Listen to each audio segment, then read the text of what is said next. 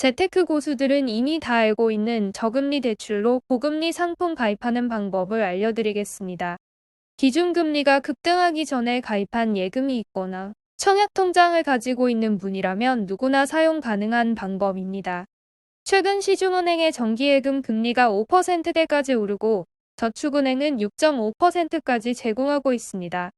신협이나 새마을금고 등에서는 지점별로 특판 상품을 판매하는데 이 금리가 8%를 넘는 경우도 있었죠.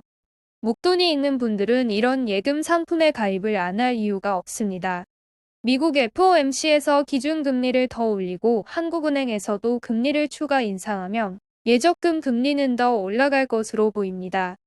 문제는 현금입니다. 자산 대부분이 주식이나 부동산에 다 투자돼 있고 그나마 보유하고 있던 현금도 3에서 4%대 금리 상품이 나오자 예적금으로 대부분 묶어두셨을 겁니다.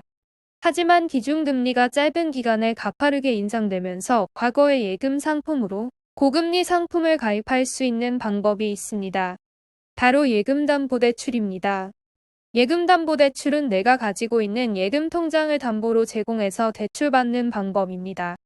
평소에는 잘 사용할 일이 없기 때문에 생소한 분들도 많을 텐데요. 최근같이 고금리 특판 상품이 쏟아지는 시기에는 아주 유용하게 사용할 수 있습니다.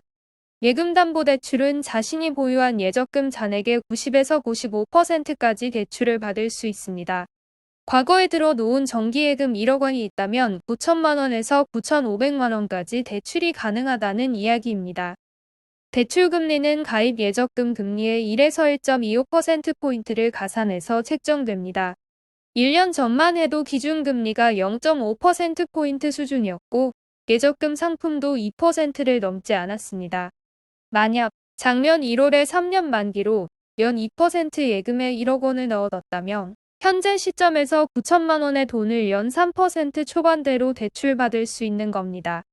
이 9천만 원은 바로 고금리 예금 상품으로 넣어두면 됩니다. 요즘엔 1금융권 시중은행도 5% 넘는 예금 금리를 적용합니다. 예대마진 차이가 2%포인트나 나는 겁니다. 단순히 계산해서 9천만 원의 돈이 2%포인트에 예대마진 차이가 나면 연 180만 원을 앉아서 벌 수 있습니다. 물론 180만 원 전액을 다 수익으로 책정해서는 안 됩니다.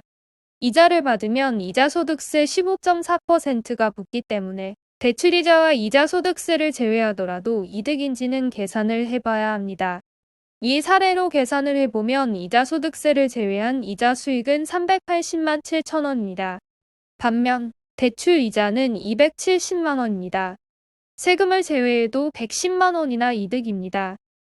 예금담보대출 이자는 은행별, 개인 신용도별로 조금씩 차이가 날 수 있습니다. 하지만 대출금리가 조금 더 높더라도 여유 금액을 저축은행에 예금한다면 손해를 보기 힘든 구조입니다.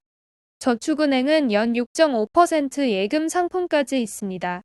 2021년 이전에 가입한 예금 상품이라면 예금담보대출로 대부분 추가 이자 수익을 거둘 수 있을 것으로 보입니다.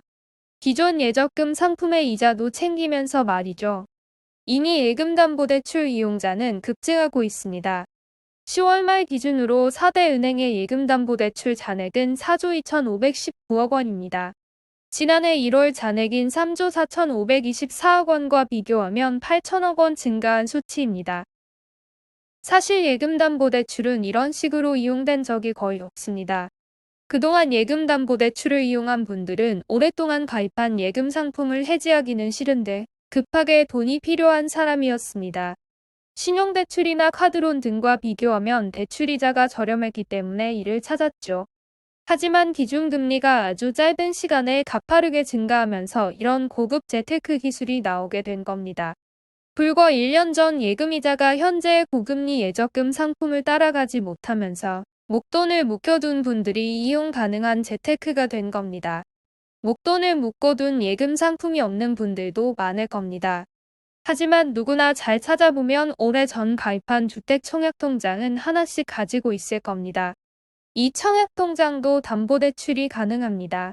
청약통장은 낮은 금리에도 불구하고 해지하는 순간 신축 아파트 청약 자격이 사라지기 때문에 계속 가져가시는 분이 많을 겁니다.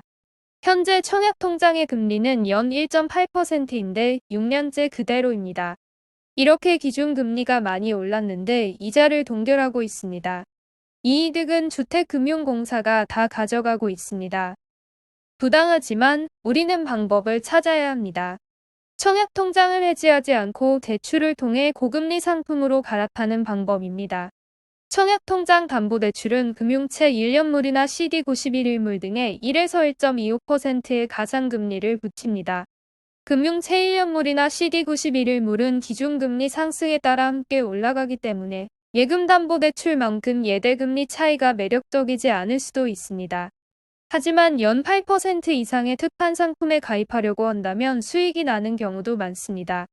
신협이나 새마을금고 개별 지점에서 정말 금리가 높은 상품을 특판으로 판매한다고 하면 청약통장담보대출로 고금리 상품을 가입하시길 바랍니다. 예대마진은 은행이 돈을 버는 가장 기본적인 방법입니다. 개인이 예적금으로 돈을 맡기면 적은 이자만 주고 다른 사람이 돈을 빌리러 올 때 비싼 이자를 받아 수익을 내는 구조입니다. 은행은 이 방법으로 매년 수조 원의 돈을 벌고 있습니다. 돈이 돈을 버는 거죠. 개인이 예대마진을 활용한 수익을 내긴 쉽지 않습니다. 하지만 지금과 같은 비정상적인 금리 인상기엔 틈새가 생깁니다.